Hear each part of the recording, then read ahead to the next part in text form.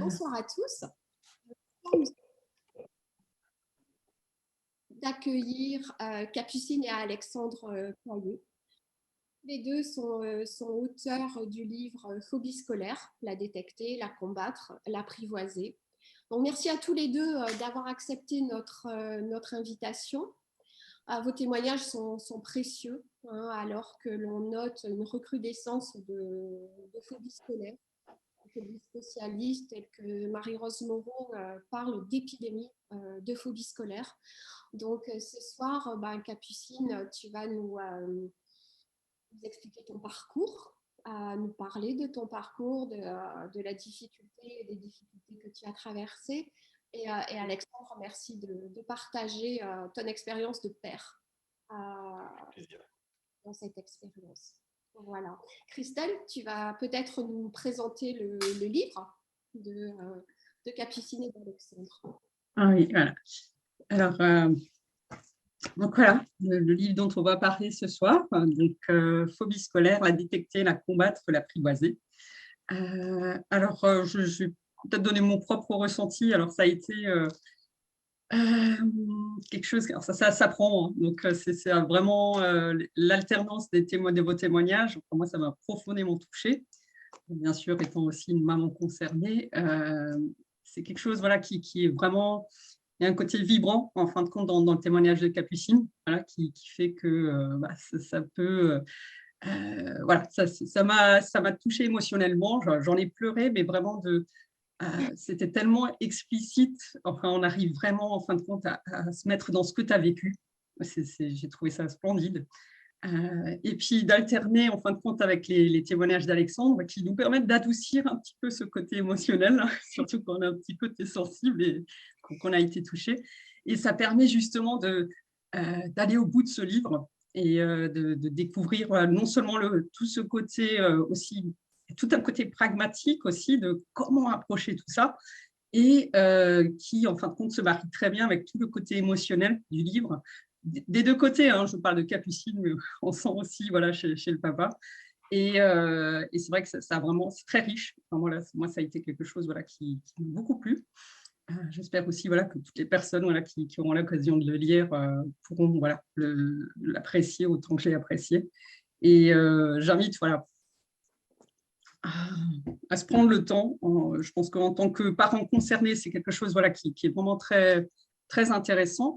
Et aussi, il y a tout le côté approche professionnelle, en quelque sorte. Voilà, non seulement il y a le côté père, il y a aussi le côté, on va dire, professionnel d'Alexandre qui ressort beaucoup et qui permet aussi justement de plutôt être dans un côté éclairer ce parcours avec des pistes, des solutions, une analyse très fine, pertinente, qui m'a beaucoup plu. Donc, voilà un petit peu, voilà. Moi, j'ai vécu ce livre. Et donc, là, pour continuer, Odile, voilà, je vais te laisser expliquer le déroulé. Je pense lancer simplement l'interview. Oui, tout à fait. Alors effectivement, je rejoins Christelle. Je dirais que j'ai dévoré ce livre dès que je l'ai reçu. Capucine, ton témoignage m'a énormément touchée. Je suis aussi maman d'une jeune fille qui a 21 ans maintenant et qui a traversé cet épisode. Donc, je dirais beaucoup d'émotions, beaucoup de pleurs aussi. Donc, tu as maintenant 20 ans. Tu as traversé un épisode de phobie scolaire depuis l'âge de 15 ans. Ouais, même un petit peu avant, Ouais. du coup, à 14 ans. D'accord. Ouais. Donc, est-ce que tu peux peut-être nous expliquer ton ressenti sur ce parcours et comment tu as pu sortir de ce cercle vicieux quelque part qu'est la phobie scolaire? Ouais, mon ressenti sur ce parcours, en fait, moi je trouve ça étrange parce qu'on a à la fois été vachement accompagnés et à la fois, en fait, quand on se tournait vers les bonnes personnes et vraiment où les problèmes étaient connus, où les centres où j'ai été, là on a vachement été entourés et pris en main, tout ça. Par contre, quand il s'agissait de mes professeurs de l'école directement, c'était... j'étais seule en fait. J'étais la seule de la classe à qui ça arrivait. On était les seuls à en parler avec eux, leur expliquer Oui. ce que c'était, ce qui se passait, pourquoi, et ce qui était mis en place, et pourquoi c'était mis en place, et tout ça. Et donc, mon ressenti, c'est que c'est pas encore assez connu, reconnu, pris en compte. Voilà, pour mon ressenti global. C'était quoi l'autre question? Peut-être Capucine nous dire qu'est-ce qui t'a aidé dans ce parcours, justement. Qu'est-ce qui a fait que tu es arrivé à prendre le dessus? Ça a été compliqué. Il n'y a pas un moment où j'ai eu un déclic ou un truc qui a fait que j'ai réussi à, à prendre le dessus. Même en fait, au final, j'ai jamais passé mon bac. Donc, en fait, j'ai fait autrement. J'ai trouvé des solutions et aujourd'hui, je suis très heureuse et je fais quelque chose que j'aime. Mais je peux pas dire que j'ai été guérie du jour au lendemain, que j'ai vu une psy qui m'a transformée, que j'ai pris un traitement miracle, mais j'ai grandi, j'ai mûri. Et en fait, je pense que c'est l'ensemble de mon parcours en entier, le fait d'avoir rencontré beaucoup de gens, d'avoir vu beaucoup de professionnels, parce qu'il y en a des un peu farfelus, mais il y en a des quand même super bien. Et le fait d'avoir été au CMPA, où là, j'étais hyper entourée par les soignants, mais par aussi les soignés, qui, même si on est tous hyper différents, on a quand même vécu certaines similarités. Et ça aide beaucoup, beaucoup de se sentir moins seul et compris par d'autres gens, et compris par des gens de nos âges aussi, parce que du coup, j'étais un peu un alien quand j'étais dans les cours normaux, on va dire. Donc je pense que la rencontre de beaucoup de personnes différentes, ça m'a beaucoup aidée. Et après, je pense que j'ai mûri et qu'on a fait les choses petit à petit. Au CMPA notamment, où j'ai commencé à reprendre une scolarité, mais vraiment doucement, avec seulement quelques cours, où j'ai appris à avoir une relation différente avec mes professeurs que celle que j'avais eue avant. Avant, c'était pas des alliés pour moi, alors qu'au CMPA, si, beaucoup. Et après, la construction de tout un projet qui m'intéressait, un projet professionnel, du coup, le fait de devenir auxiliaire de puériculture. Et j'ai été hyper accompagnée, encore une fois, par les professeurs, par les soignants aussi. Et du coup, j'ai pu... en fait, on a vraiment construit un plan d'enseignement un peu spécialisé pour moi, pour ce qui m'intéressait. Et du coup, ça m'a motivée et le fait d'avoir un but, ça m'a encouragée à retourner en cours, à apprendre des choses pour après passer les concours et aller en concours et aller en école auxiliaire et réussir l'école auxiliaire. Et voilà. Bon, après, même si je suis plus auxiliaire aujourd'hui, mais, voilà. Ouais, mais ton parcours, il est hyper intéressant parce qu'en fait, ce que l'on voit sur notre groupe, souvent les parents axent vraiment sur une scolarité, je dirais, classique. Alors, il y a plein de chemins et des différents que l'on peut prendre et ce que l'on conseille, c'est vraiment d'aller vers ce qu'aime l'enfant, vers à la fois ses compétences, ses points forts, et puis de tout mettre en place, bac ou pas. Le bac n'est pas quelque chose je dirais, de primordial dans la vie.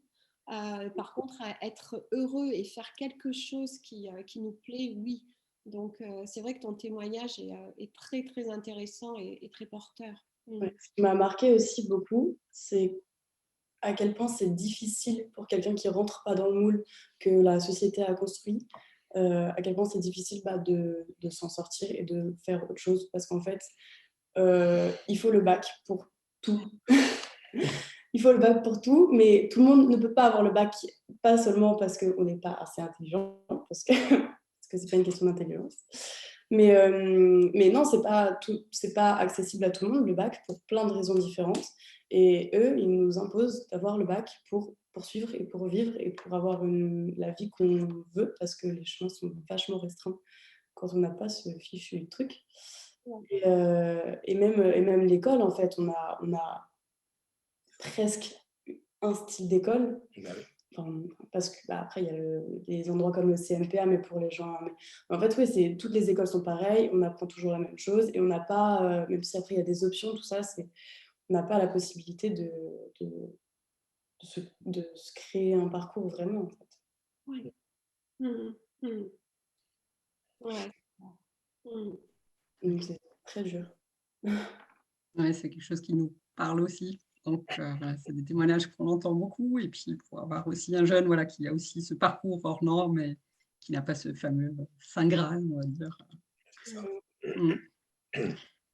Et c'est vrai que pour Capucine, les choses ont commencé à aller mieux en même temps qu'elle se sentait capable d'abandonner la perspective du bac, hein, comme si le fait de lâcher, c'est un mot que les parents utilisent beaucoup là, sur le site, sur le forum de l'association. Mais effectivement, pour Capucine, lâcher la perspective du bac, ce qui n'est pas simple pour les parents par ailleurs, hein, ça lui a quand même ouvert les voies à autre chose. Et elle s'est dit, bon, voilà, s'il n'y a pas cette pression-là, peut-être que je peux m'autoriser à vivre quand même tranquillou. Et ça a fonctionné un peu quand même. Hein, Ouais. Et même si c'est qu'après, il y a quand même toujours cette culpabilité de ne pas avoir le bac. Ouais. Même si tu t'en sors autrement, bah, tu n'as pas le bac. Justement, là, la transition se fait bien, Alexandre, parce que justement, j'allais te demander, nous, on réalise souvent qu'aujourd'hui, la difficulté des pères à s'exprimer sur le sujet et à vivre la phobie scolaire dans la famille. Et on aimerait, si tu peux nous partager ton expérience en tant que père. Oui, je peux en dire des choses, en tout cas, même si effectivement la question du recul, elle est importante. C'est pas si vieux que ça. Hein. Capucine est partie de la maison il y a maintenant presque un an, où elle vit une vie très autonome, elle travaille, elle vit seule, etc. etc. Donc, c'est à partir de ce moment-là qu'on a le sentiment voilà, qu'elle est entrée de plein pied dans une vie qu'elle se construit à elle. Donc, notre recul à sa mère et à moi est encore très, très restreint. Bon, cependant, le livre nous obligeait un peu à regarder en arrière et donc à poser des choses par écrit. C'était un peu le but du jeu. Hein. Non seulement on témoigne parce que ça peut servir à certaines personnes, et puis nous, ça nous a aussi permis de poser un peu les valises. Donc l'expérience, c'est rigolo parce que quand les gens nous lisent, les gens de notre famille par exemple, le retour qu'ils nous en font, c'est ils sont effarés du sentiment d'impuissance dont j'ai témoigné en tant que père, sans avoir l'impression de témoigner d'une totale impuissance non plus, mais eux, c'est ça qu'ils lisent en fait. Donc ce qu'on renvoie, c'est l'idée d'une certaine forme d'impuissance, comme si la phobie scolaire, c'était une forme de rouleau compresseur, que ça avait tout emporté avec soi, qu'on était rentré dans une forme de tunnel, aussi bien Capucine que nous, par ailleurs, hein, que voilà, on a été porté par... et on avait beau essayer de faire des choses, grosso modo, on avait le sentiment que notre action était réduite. Alors, c'est sans doute pas vrai, parce qu'on a fait énormément de choses pour que ça se passe bien. On a énormément parlé, énormément réfléchi, on l'a accompagné, enfin, on a fait beaucoup, beaucoup de choses. Néanmoins, ce sentiment d'impuissance, il reste là. Bon, pour moi, c'est pas, enfin, je ne le vis pas aujourd'hui comme un truc tragique, hein, ça a été comme ça. Et c'est rigolo d'entendre les gens qui nous en parlent témoigner de ça. Ah, vous avez été drôlement impuissant en tant que parent. Bon. Ce qui renvoie aussi à l'idée que les parents pourraient tout faire pour leurs enfants. En fait, on apprend qu'on ne peut pas tout faire pour ses enfants et qu'il y a bien des choses qu'ils font par eux-mêmes. Et ne pas vouloir ou ne pas pouvoir aller à l'école, c'est parfois aussi une manière pour eux de se réaliser autrement. Et contre ça, on n'a pas, on n'a pas le contrôle de ça, quoi. Donc avec Capucine, on a appris à perdre le contrôle, et ce qui n'est pas naturel aux parents, bien évidemment. Enfin, je suppose que beaucoup de parents éprouvent ça avec difficulté, c'était notre cas. Je l'ai laissée partir au CMPA, elle est partie plus d'un an quand même, hein, donc on ne la voyait que le week-end. On ne la voyait pas pendant toutes les vacances. Donc voilà, on n'avait pas de téléphone, comme elle le raconte, même si elle trichait comme tout le monde, mais les liens étaient quand même très ténus. Bon voilà, ça oblige effectivement à laisser aller les choses. Et du coup, on se sent aussi impuissant, et notamment quand il arrive des choses là-bas et que nous, on est loin, qu'on n'a pas pris, que les soignants nous en disent ce qu'ils ont envie de nous en dire, avec des précautions, voire parfois même un peu d'hostilité. Voilà, on se dit, parce qu'ils sont pris dans des idées un peu... Parfois, il ne faut pas inquiéter les parents vont stresser les enfants, donc on ne dit pas tout. Donc c'est vrai que le sentiment d'impuissance, c'est peut-être ce qui va connoter l'expérience comme ça au premier abord. Bon, puis après coup, on peut aussi se dire que c'était ultra riche, hein, qu'on a découvert des tas de trucs, des tas de compétences. Hein. Chez Capucine, on a découvert une gamine, hein, tout simplement. Elle nous a montré, elle s'est prise en main, elle a accepté des choses ultra dures. Elle est partie toute seule aux États-Unis pour décompresser, pour apprendre d'autres choses. C'était rigolo parce qu'aux États-Unis, elle a été capable d'aller à l'école. Donc, loin de nous, quelque chose était possible. C'était pas loin de nous, c'était loin de la France. Et puis... Oui, c'était pas le même climat du tout. C'était pas la même école, c'était pas la puis même... il n'y avait pas d'enjeu. Ouais, et puis il n'y avait pas d'enjeu, il n'y avait pas le bac, quoi. Puis bon, voilà, elle a accepté de partir au CMPA, de se confronter à un monde qui peut paraître un peu bizarre. C'est quand même un hôpital, c'est quand même de la psychiatrie, c'est des choses qui impressionnent, quoi. Donc, bon, on a aussi découvert une gamine qui est sérieusement courageuse, quoi. Donc ça, c'est plutôt quand même des signes positifs, vous voyez. On apprend des choses de nos enfants, on les découvre au travers de ces expériences-là. Oui, c'est quelque chose qui nous parle, oui. C'est quelque chose qui m'a beaucoup parlé, puisque effectivement, ma fille a eu la même expérience, c'est-à-dire qu'alors qu'elle était en pleine phobie scolaire, elle est partie à Boston, aux États-Unis, elle a pu suivre des cours. Et là, je me disais, c'est bon, quoi. C'est bon, c'est reparti. Et dès qu'elle a remis le pied sur le sol français, et ben, ça n'a plus été possible. Mais c'est ce qui m'a permis aussi je dirais de répondre peut-être aux thérapeutes qui la suivaient à l'époque et qui me parlaient d'angoisse de séparation ou autre, de dire il y a autre chose. Ouais. Ouais. Ah oui. Ouais. Donc, effectivement, on parle souvent sur le groupe de lâcher prise, de l'AMI pour les familles. Et Alexandre, vous êtes également sur le plan professionnel, vous êtes chercheur, vous êtes maître de conférences également. Quel est je dirais, votre ressenti, sur le système scolaire, voilà, sur tout ce qui entoure et cette phobie scolaire, ce décrochage, si vous pouviez nous effectivement. Ouais. En fait, Capucine a dit l'essentiel. Souvent, les enfants parlent beaucoup mieux de l'école que les chercheurs, par ailleurs, parce qu'ils y mettent leur tripes. Donc, quand elle raconte que, quelle que soit l'école, quels que soient les profs, c'était toujours la même chose. Voilà, il y a là un trait de l'école française qui est un héritage lointain, profond, alors que les chercheurs appellent forme scolaire, etc. On peut mettre plein de noms savants, mais en tout cas, elle le dit clairement. L'école est faite pour certains types d'enfants qui acceptent de se tenir assis, tranquilles, qui viennent là sans trop d'angoisse, avec suffisamment d'assises narcissiques pour survivre aux humiliations, au stress, pour être contents des bonnes notes et qui ont suffisamment d'appétit pour apprendre. Donc, cet élève moyen-là, il correspond à ce que l'école française leur offre. Bon, sauf qu'il y en a des tas d'autres. Capucine était par exemple une très bonne élève, mais il y avait ce problème de scoliose que tu n'as pas évoqué, qui a été un déclencheur dans le fait que voilà, le regard des autres, etc., ça a beaucoup compté. Les jugements a priori des enseignants qui ne prennent pas le temps d'enquêter, de savoir, qui vont l'engueuler parce qu'elle n'enlève pas au manteau. Voilà. Combien d'enfants connaissent ce... Donc je pense que sans même faire appel à des grands concepts de chercheurs, il y a cette idée quand même très simple que l'école française travaille pour un élève qui n'existe pas en fait, qui existe peu, un élève moyen, ordinaire, enfin je ne sais pas ce que tu en penses, mais moi j'ai bien l'impression que la grande difficulté du système, c'est d'être capable de s'adapter à la diversité. Voilà. Or, aujourd'hui, on ne peut plus faire autrement. Il y a des enfants qui ont tout type de difficultés, ou même de profils différents, qui viennent de tout type de milieux, auxquels on répond par les mêmes méthodes d'enseignement, les mêmes types de programmes, des professeurs formés de la même manière, qui vivent leur carrière avec les mêmes limites et les mêmes frustrations, qui développent les mêmes types de réflexes. Et ça, depuis Lille jusqu'à Marseille, et de manière univoque, et jusqu'en Alsace de la même manière, et même, pourquoi pas, sur la côte atlantique. Donc, c'est quand même complètement fou. Donc, voilà, moi, c'est... en fait, j'ai beaucoup de mal à parler de l'école sans me mettre trop en colère. Donc, j'essaie, parce que mon métier est de former des enseignants spécialisés, justement. Et souvent, dans mes cours, je suis pris comme ça par des mouvements d'humeur un peu véhéments, parce que j'ai eu l'expérience de ce que Capucine a pu souffrir, mais pas seulement. On a une deuxième gamine, Margot, qui de temps en temps revient avec des mouvements de colère contre ses profs. Mais en même temps, on ne peut pas attaquer les profs non plus parce que si tu n'es pas au courant, bah, tu peux Oui, pas. si. Si tu n'es pas au courant que ça existe, si tu n'es pas au courant que c'est pas facile pour tout le monde, bah, tu te dis bah, juste eux, il faut qu'ils fassent leur devoir, il faut qu'ils soient assis comme ça, et celui qui crie derrière et qui ne tient pas sur sa chaise, bah, il est turbulent. Capucine est beaucoup plus sympa que moi, en fait. C'est ce qu'on attend. Non, mais je veux dire, c'est pas que les profs. Non, c'est des effets de système. Ouais, c'est ça. C'est un effet de système, c'est un effet de déficit de formation ou d'impossibilité à former sur ces questions-là. Enfin, il y a des manques. Mais c'est juste que c'est pas encore assez connu.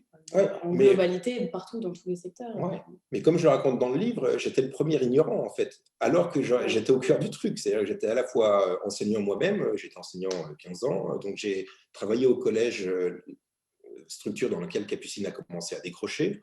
Moi, je ne me suis jamais inquiété de ces questions-là. J'ai fait des recherches sur le décrochage scolaire sans jamais entendre parler de la phobie scolaire. C'est juste incroyable maintenant, de mon point de vue, comme forme d'aveuglement.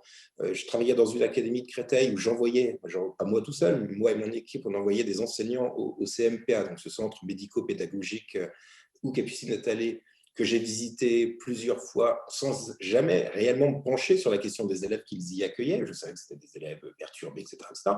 Mais bon, donc je suis passé à travers. Donc, j'en veux à personne de passer au travers, mais quelque chose fait qu'on passe facilement au travers, quoi. Justement, ouais, je vais rebondir sur ça. C'est une question qui se pose souvent, c'est la différence entre décrochage scolaire et phobie scolaire. Justement, qu'est-ce que tu en penses sur le plan sociologique? Ouais. Alors, en fait, c'est Laëlia Benoît qui l'explique très bien. Moi, je me suis entretenu avec elle et je sais qu'elle travaille avec vous par ailleurs et qu'elle a écrit un bouquin qui résume sa thèse. J'ai lu sa thèse également. Elle montre en fait que c'est des réflexes sociologiques différenciés. C'est-à-dire selon le milieu dans lequel l'anxiété scolaire et le décrochage se manifestent, il n'est pas pensé de la même manière par les acteurs. En fait. Donc, si vous êtes dans un milieu plutôt favorisé, ce qui était notre cas, on a le réflexe face à ce genre de difficultés-là d'aller voir des gens qui vont pouvoir qualifier ça. Et donc, nous, on est allé voir des gens qui tout de suite nous ont dit bah, il faut voir un psychiatre. Ah bon, bah, nous, on n'a pas peur d'aller voir un psychiatre. Donc, on sait où c'est, on sait qui c'est, on sait ce qu'ils font. On y va. Et du coup, un diagnostic est posé et une route est tracée. Dans des milieux plus populaires, le truc, c'est qu'un enfant du 93 où je travaille, par exemple, quand il ne va pas à l'école, on va suspecter une carence familiale, un déficit d'éducation, il n'est pas suivi, il est feignant, il dit, c'est un petit voyou, c'est une racaille. Et du coup, le mot qu'on va utiliser pour caractériser ce qu'il fait, c'est décrochage scolaire. Voilà. Donc, du coup, face au décrochage, on peut mettre en place des mesures de rétorsion. C'est-à-dire que nous, Capucine, on nous dit il faut la soigner, on va vous aider. Un gamin en décrochage scolaire, le réflexe des politiques, ça va être de dire peut-être qu'il faut supprimer les allocations familiales des parents. Donc, ce n'est pas du tout le même traitement. Il y a une injustice qui est fondamentale. Alors derrière, il n'y a pas toujours les mêmes réalités. Tous les décrocheurs ne sont pas des phobiques et inversement, tous les phobiques ne décrochent pas de l'école complètement. Mais ces catégories-là ont quelque chose d'un peu faux et renseignent de la manière dont nous regardons les publics qui décrochent selon le milieu auquel ils appartiennent. Moi, je dirais qu'il vaut mieux décrocher dans un milieu un peu favorisé, un peu bourgeois, un peu classe moyenne. Dans tous les cas, la phobie scolaire ou le décrochage, c'est un peu la même chose. C'est juste une conséquence de bah, ça ne va pas pour l'élève. Donc, voilà. On se fiche un peu. On aurait oui, pu, bien sûr. Nous, on s'en fiche un peu, mais sauf que la société, elle ne fonctionne pas comme ça. Elle oui. pose des catégories, quoi. Oui, la société. Oui. En réalité, oui, on aurait pu mettre n'importe quel mot. C'est juste oui, bien sûr. L'appellation de la conséquence. Quoi. Oui.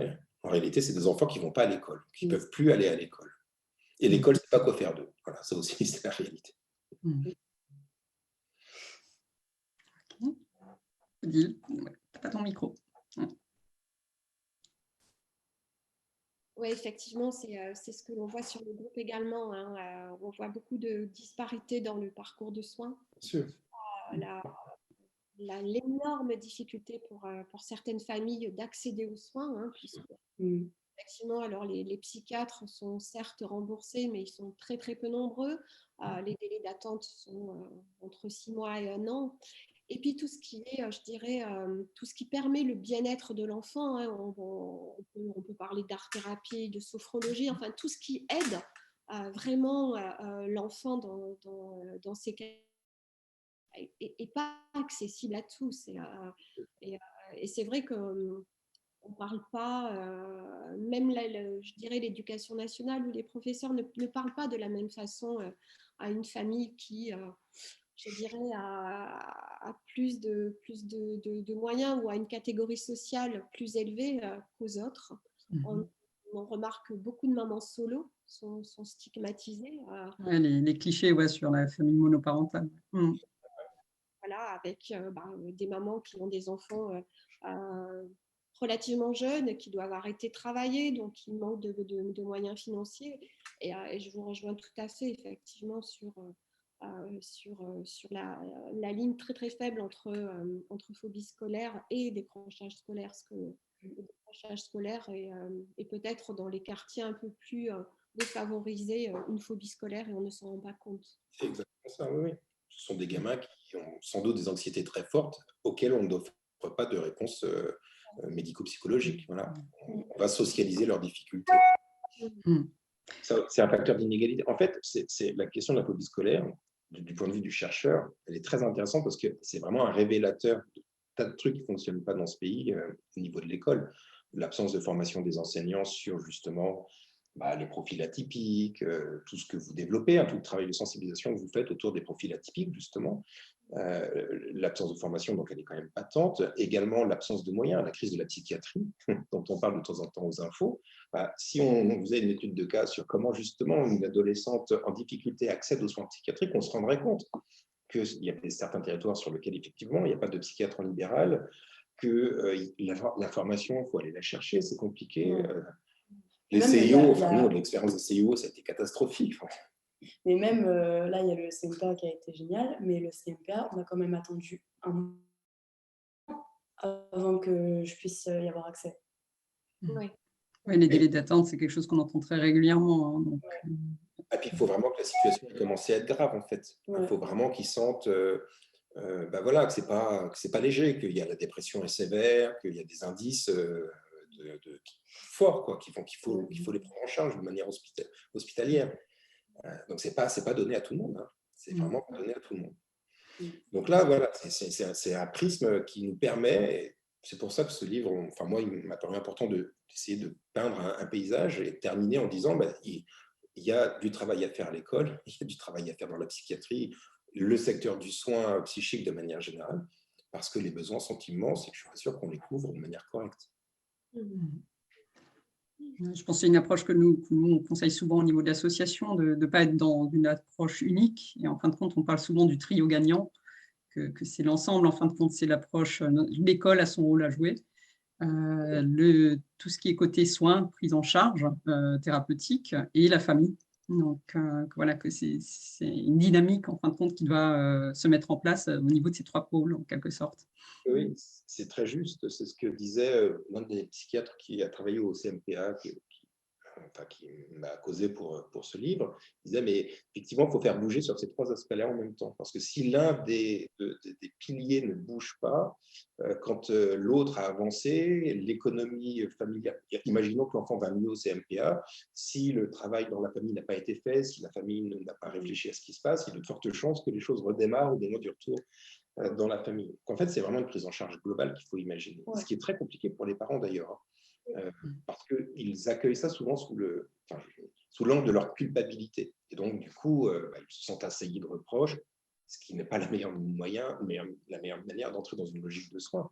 Donc là, il y a les psys ne savent pas toujours causer correctement aussi, et les parents ne savent pas toujours entendre correctement. Ça va dans les deux sens. Quant aux profs, ils sont aussi très en difficulté. Donc, dès qu'on leur dit, mais peut-être que ce n'est pas comme ça qu'il aurait fallu faire, peut-être qu'on pourrait faire autrement. Bon, ça les bloque un peu. Même les psys ne sont pas toujours, même la première psy que je prends elle pour exemple, parce que c'est elle qui m'a diagnostiquée, elle n'était pas non plus au courant réellement de ce qu'était la phobie scolaire, parce qu'elle le diagnostiquait, mais après elle m'a proposé des aménagements où elle m'a dit, alors tu peux faire les cours à la maison, mais tu vas quand même à 2-3 cours dans la semaine à l'école. Sauf qu'en fait, pour quelqu'un qui est phobique et qui a du mal avec le regard des autres, si tu vas en cours juste une fois dans la semaine, c'est pire. Mais ça, il n'a pas réfléchi. C'est quelque chose qu'on entend très régulièrement. Et ce qu'on réalise aussi beaucoup, c'est que bien souvent, l'école est aidante au départ. Et si au bout de 2-3 mois, il n'y a pas de résultat, ça commence à se retourner contre l'enfant, contre la famille, on ne fait pas d'efforts. C'est difficile de faire comprendre à tous les pôles, en quelque sorte, qu'une phobie scolaire, on n'arrive pas à le timer, en quelque sorte. Ce n'est pas au bout de 3 semaines, 3 mois que tout est réglé. C'est souvent une prise en charge sur plusieurs années qui fait qu'on peut aller vers quelque chose de mieux et un climat plus serein, on va dire, pour l'enfant dans son parcours scolaire. Le rythme de l'école, hein, cette espèce d'idée que tous les ans, on change de niveau, il y a des examens, il y a des machins, fait que la pression est très forte. On ne laisse pas le temps de la crise. Une crise, ça dure. Ce n'est pas juste 5 minutes. Et puis ensuite, tu retournes en cours progressivement et puis ça ira mieux.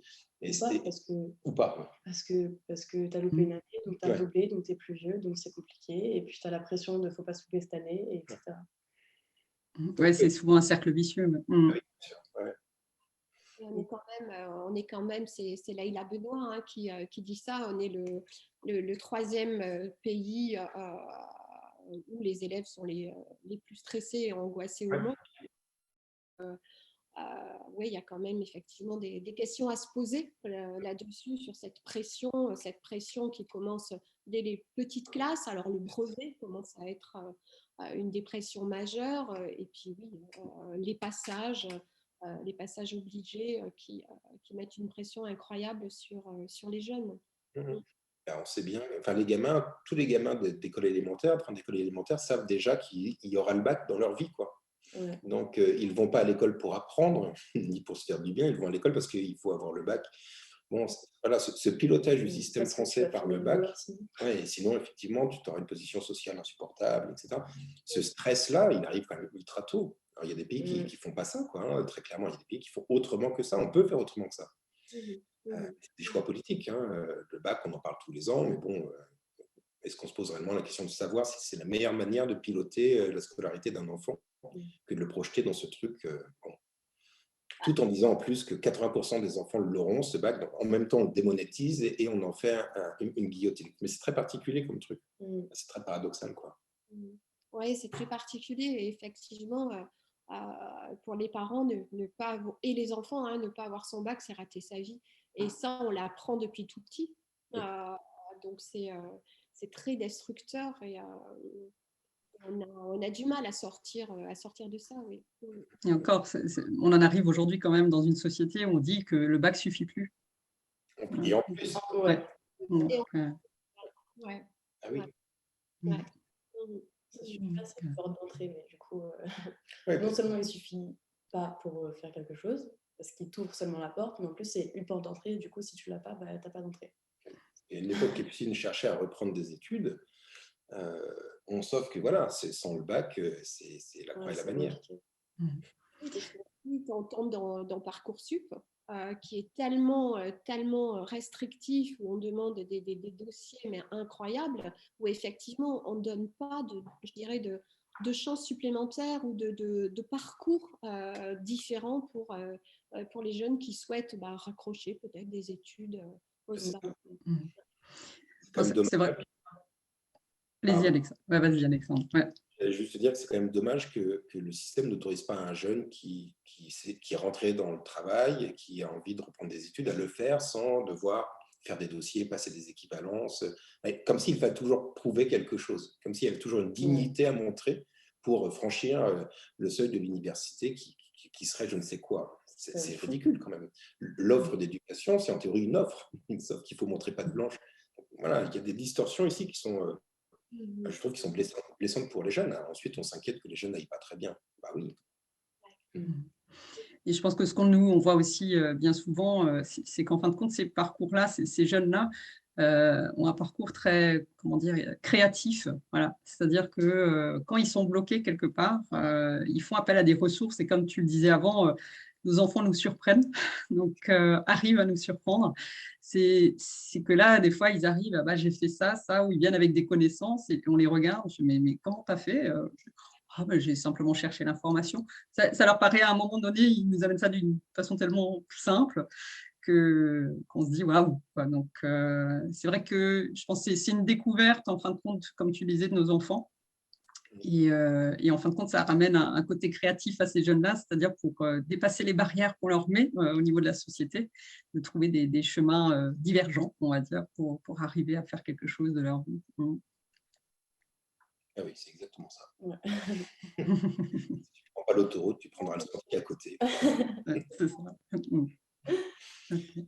On parle souvent de cadeaux cachés derrière la phobie scolaire ou le mal-être de nos enfants. Et c'est vraiment ça, effectivement. Ils nous apportent quelque chose et ils arrivent à avoir des parcours extraordinaires et créatifs et à trouver leur chemin. C'est surtout ça. Et, Je pense que c'est la confiance qu'on peut leur donner à ce moment-là et la confiance qu'on se fait nous-mêmes, parents, on leur ouvre des portes et ils s'autorisent à beaucoup de choses, ce qui est très, très, très intéressant et primordial. Ouais. exactement ça. Ils sont un peu obligés d'écouter leurs désirs à un moment, puisque la contrainte ne va pas fonctionner. Ce sont des enfants sur lesquels la contrainte ne fonctionne plus. Et puis sinon, on avait beau lui dire, bon, ce matin, tu te lèves, on y va. Non, Bon, bah voilà. non. Ça ne marchait pas, quoi. Donc j'avais beau m'agacer, sa mère avait beau s'agacer, ça ne marchait pas. Donc il y a un moment à les laisser face à son propre désir, et c'est là où les envies lui viennent. Elle se dit, bah, non, mais je vais faire ça, quoi. Là, c'est la petite porte, mais je vais faire ça. Enfin, j'ai l'impression que c'est comme ça que ça fonctionne, hein. Ce petit truc, ce petit fil qu'elle commence à tirer, bah, ça ouvre d'autres choses. Et nous, on se figure Capucine, c'est peut-être faux d'ailleurs, mais qu'elle fera plein de trucs différents, qu'elle ira comme ça selon ses passions du moment, que du coup, elle n'a pas le chemin qui est écrit, quoi. Et je pense que c'est ce qui change voilà, un petit peu, on revient quelques décennies en arrière de ce fameux, on fait notre culture scolaire, on va dans une entreprise, où on va faire un travail, on va faire ce travail-là, le même travail toute sa vie. Et voilà, je crois qu'aujourd'hui, ça change déjà. Et je pense qu'il y a une génération déjà qui est un petit peu comme ça, qui justement, voilà, on arrive à un certain, on entend de plus en plus les reconversions professionnelles, un petit peu plus dans le monde des adultes. Et je pense que voilà, la vague qui arrive, ça va aussi être un peu ça, ces jeunes-là, c'est qu'ils vont faire quelque chose, ils vont évoluer dans leur parcours et puis faire autre chose, et puis ça va continuer, ainsi de suite. Et je pense que c'est une nouvelle norme, en fin de compte, qui nous amène. Je crois qu'ils acceptent des formes d'instabilité que nous, on n'acceptait pas. Moi, je me souviens à son âge, j'étais hyper stressé du chômage. Mais ouais, parce que c'était l'époque où le chômage montait très fortement. On n'était pas, c'était les années 90. Donc voilà, le chômage était un fait social relativement récent et très angoissant. Et moi, je me disais, oulala, qu'est-ce que je vais faire de ma vie, quoi. Et donc, le jour où j'ai eu un concours de la fonction publique, je me suis dit, ça y est, je ne me suis pas dit, je vais faire ce que j'aime, je me suis dit, je suis sauvé. Donc, c'est un peu triste comme mode de raisonnement. Donc, si ces jeunes peuvent apprendre que le but du jeu, c'est quand même d'essayer de faire des choses qu'on a envie de faire autant qu'on le peut, ce qui ne veut pas dire qu'on va les faire mal, d'ailleurs. Ça ne va pas faire de ces jeunes-là des gens qui font n'importe quoi, hein, par ailleurs. Mais ils vont faire autrement. Ils vont peut-être mettre un peu plus de désir dans ce qu'ils font. On a l'impression que c'est ce qui arrive à Capucine. Nous, c'est ce qui nous fait plaisir, c'est qu'elle fait des choix qui lui appartiennent. C'est ça qui est fort, en fait. Oui. Et on lui dirait le contraire, elle nous enverrait bouler. Elle s'affirme, elle prend sa place. Oui, c'est fait. Et là, elle a 20 ans. On va encore faire plein de choses. Mais oui, après, je suis heureuse du coup de voir que je m'en sors, de voir que je suis mes désirs, tout ça.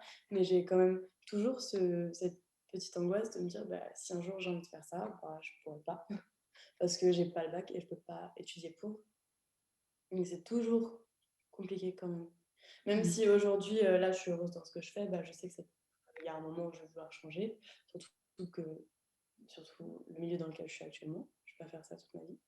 Mais, et du coup, je ne sais pas ce que je vais faire après. Et je me dis que là, avec ma situation actuelle, il ne me reste pas beaucoup de voies à explorer avant d'être bloquée par le bac. Parce que sans bac, après, il me reste caissière, quoi. Mais le jour où j'en aurai marre de ce que je fais, j'ai pas beaucoup de choix. Capucine, je pense qu'il y a quand même plein de choses que tu peux faire. Il y a le DAU, je crois, qui te permet d'avoir le niveau bac pour pouvoir justement accéder à des études supérieures si tu le souhaites. Tu peux faire des bilans de compétences. Je veux dire, il y a plein de choses que tu peux faire.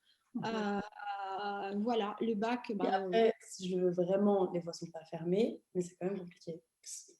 Oui, mais en fait, tu te dis ça maintenant, mais effectivement, elle est à un âge où voilà, elle a l'impression qu'il faut vraiment s'engager dans la voie professionnelle et que retourner dans les études, ça serait compliqué. Mais Bah, ça serait compliqué parce que je ne pourrais pas payer mon loyer, rien que ça. Ah oui, oui, après, il y a des éléments pratiques. Pense à tout. Ah oui. Tu verras qu'en avançant, en fin de compte, on trouve pas mal de solutions et qu'il y a des gens voilà, qui font ça à 30, 40, 50 ans. Ouais. Voilà. Donc, voilà, il y a encore plein de possibilités qui vont s'offrir à toi. Mais que pour aujourd'hui, tu vois ça, mais tu verras, à force d'avancer et dans tes expériences, ça va s'éclairer au fur et à mesure que tu avances. Fais-toi confiance, Capucine. Fais-toi confiance. Comme tu l'apprends au fur et à mesure. Ouais. Et on a toute la vie pour apprendre à avoir confiance en soi et travailler son estime de soi. Ouais. Ça se fait aussi à l'âge adulte.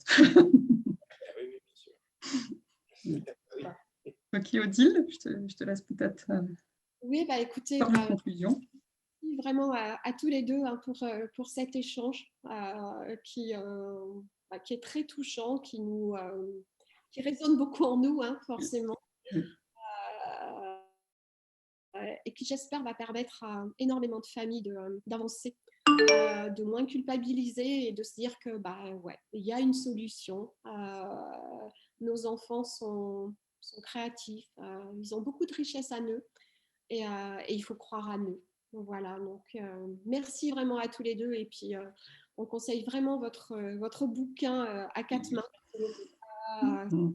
Pour moi, ça a été vraiment un moment extraordinaire de vous lire. Ça remue en tout cas. Surtout quand on est passé par là. Voilà. Ouais, ça a remué certains de nos proches. Ouais. Ouais, j'aime bien. Ouais. Juste une petite information parce que ça peut concerner l'association. On est invité, Capucine et moi, à une émission sur Radio France Internationale qu'on va enregistrer début novembre et qui passera le 5 novembre. Et donc, c'est 45 minutes qui sont consacrées à la phobie scolaire et donc à l'expérience de Capucine et au livre en particulier. Avec une psychologue. Il y aura une psychologue invitée également. Donc, ça sera l'occasion de diffuser, de parler de tout ceci. Et évidemment, si vous en êtes d'accord, mais je suppose que vous en êtes d'accord, je décrirai le soutien que peut apporter l'association si les questions me le permettent, hein, évidemment, de manière à ce que votre action soit relayée, parce qu'on n'en a pas parlé, mais le soutien que les parents peuvent s'apporter, ça fait partie des choses qui sont vraiment nécessaires, en fait. Hein. Ouais. Et le lobbying que vous faites auprès des autorités là-haut, il est aussi nécessaire. Donc, voilà, donc on en dira quelque chose lors de cette occasion-là. Ouais, merci beaucoup pour cela, effectivement. C'est très, très important pour nous, cette sensibilisation à la phobie scolaire. Et notre objectif, c'est vraiment qu'aucune famille ne reste seule face à cette problématique. Et puis d'informer le maximum de monde. Voilà. Ouais. On sait que c'est le manque d'information, en fin de compte, le manque de formation sur le sujet qui fait que. Donc, d'où cette sensibilisation. Ouais. On sait bien que si le ministère en entend parler régulièrement, à un moment, ça redescendra. La pyramide qu'on connaît bien, les inspecteurs recevront des consignes, des formateurs créeront des plans de formation, des enseignants ressources seront nommés dans les établissements. C'est ça qui va se passer. Mais pour ça, il faut effectivement irradier tout là-haut et faire comprendre qu'il y a une vraie problématique qui touche des milliers d'enfants. Donc, du coup, des milliers de familles, voire même, pourquoi pas, des milliers d'électeurs. Donc, il y a un vrai intérêt aussi à s'en occuper, quoi. Ouais. Et c'est un axe qu'on développe depuis maintenant 1 ou 2 ans. Voilà, on travaille ces piliers-là, le monde politique, le monde de l'éducation nationale, et puis voilà, et d'amener ces familles, en fin de compte, de mettre ces familles en lumière, en quelque sorte, ces parcours-là, pour dire ils sont loin d'être des cas isolés, en quelque sorte. Okay. Et voilà, et votre livre, c'est un peu ça, c'est un éclairage supplémentaire voilà, sur ce chemin-là, de l'information et en fin de compte aussi de la sensibilisation hein, et presque de la formation. Donc voilà, c'est un outil supplémentaire qui est vraiment très utile et on sait que c'est important de soutenir ce genre de projet. Bon, merci à vous en tout cas. Ouais, merci beaucoup. Très sympa. Okay. Merci à vous de votre témoignage.